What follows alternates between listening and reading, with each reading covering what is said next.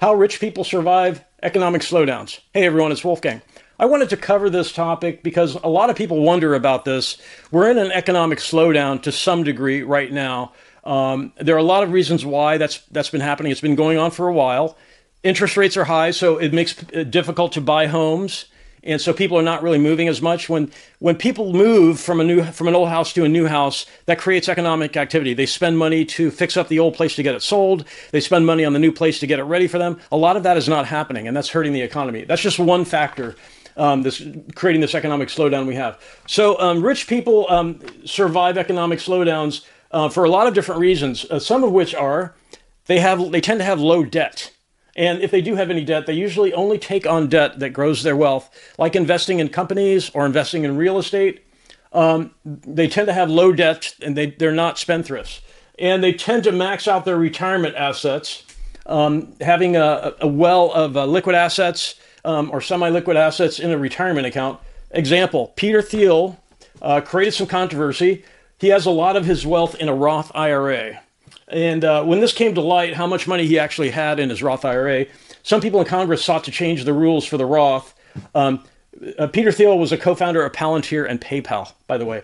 So in 1999, he was not a wealthy person. He had $2,000 in his retirement account, $2,000 in 1999 in his Roth IRA. He now has $5 billion in his Roth IRA. So that created controversy. When that came to light, some people in Congress sought to change the rules for the Roth IRA. So again, rich people have the following in common: maxed out retirement assets. Having a pool of wealth set aside can help you survive economic slowdowns. So the average person, are they saving a lot of money? It depends on who the person is. Some people do, some don't. But it's good to have retirement assets, because retirement assets are protected by the Internal Revenue Service codes. The Roth IRA is protected from taxes, as an example. So the wealthy set aside deep reserves, and it gives them confidence and optimism to take some calculated business risks. As an example, after Thiel started building his retirement account, he invested. He was an early investor in Facebook. I think he invested $500,000, $500,000 in the very early stages of Facebook. And so it seems like a lot of money, $500,000. Taking calculated business risks when you have a deep well of retirement assets set aside, you can do that with some confidence that it's not going to destroy you. So the wealthy set aside deep reserves, and they gain confidence and optimism to take calculated business risks. So that's sort of motivation for why it's good to not blow all your money on consumable stuff that doesn't add to your wealth. So it brings up a question. A lot of people think if I was rich, I would be spending money like a mad dog. Vacations, luxury cars, lots of homes, that kind of stuff. And so this idea that rich people might be spendthrifts, are they? Are rich people spendthrifts? They have all this money. Warren Buffett is worth over $100 billion, and he works every day. He has not stopped working. He's in his early 90s. I think he's 93 or 94. And he lives in a home he bought for $31,500. It's a 5-bedroom, 2.5-bath tract home. If you look at this home, it's a very old-fashioned looking home. It looks like two old-fashioned barns next to each other, connected by a hallway. And we actually, in our family, we had a home like that from 2 or 3 generations ago. It was a barn-style home. It was a home, but the outside appearance was that of a barn. I'm not sure why that style was popular, but that's what Buffett's home is. It's like 2 barns connected by a hallway, $31,500, 5-bed, 2.5-bath, and he drives a 10-year-old Cadillac. That's his daily driver car that he drives. That when he bought it, he negotiated a discount on the car because it had hail damage. It was on the dealer lot. There was a hailstorm. It suffered hail damage. He negotiated a discount on this car. So he's got a 10-year-old Cadillac and a $31,500 home, tract home. So, and he's worth well over $100 billion. So are rich people spendthrifts? Not necessarily. And I have to tell you, it's very common, when you first attain financial independence, independent financial means, that it's a novelty. For the first time, you've got more money than you've had for, forever. And a lot of people tend to kind of go wild and buy consumable stuff because it's a novelty. Having money, it's fun to buy stuff. It's fun to spend money that you've never been able to do that. But that wears off pretty quickly. The novelty of that wears off, and you come to realize that buying stuff doesn't really move the needle after a while. And most people tend to start investing and setting aside deep reserves. So are rich people spendthrifts? Not necessarily. So I want to refer to my notes here because I couldn't fit everything on the board. As an example, you might say, why doesn't he have a bigger house? 5-bedroom, 2.5 bath. He's worth $100 billion. So when he first started attaining independent financial means, he did buy a large home on the ocean in California, in Laguna Beach, I think it was. And he paid $150,000 for a beachfront home, Laguna Beach. In 1971. He was 41 years old, just starting to ramp up his wealth. And so he was in that mode of having wealth. It's a novelty, and it's fun to spend money. But he's lived in this home the majority of the time he's been an adult. He bought it in 1958, I believe. And so he sold the Laguna Beach home in 2018 for $7.5 million. Paid $150,000, sold it for $7.5 million. Many years later. But the point is, are rich people spendthrifts?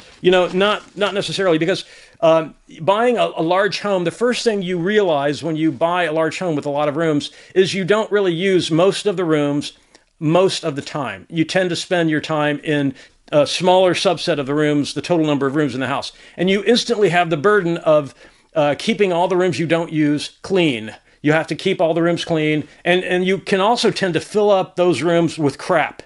With stuff you really don't need, that it was fun to buy, but then it just sits there, right? So I can understand where he's coming from. He lives in this relatively small home, considering his fortune.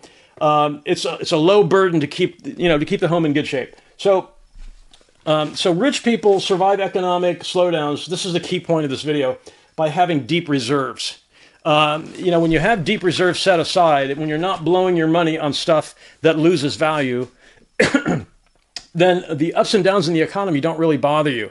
So as you set about to become wealthy by investing and by working, you should think about keeping low debt, taking on debt only if it grows your wealth, and to max out your retirement assets like Peter Thiel has been able to do.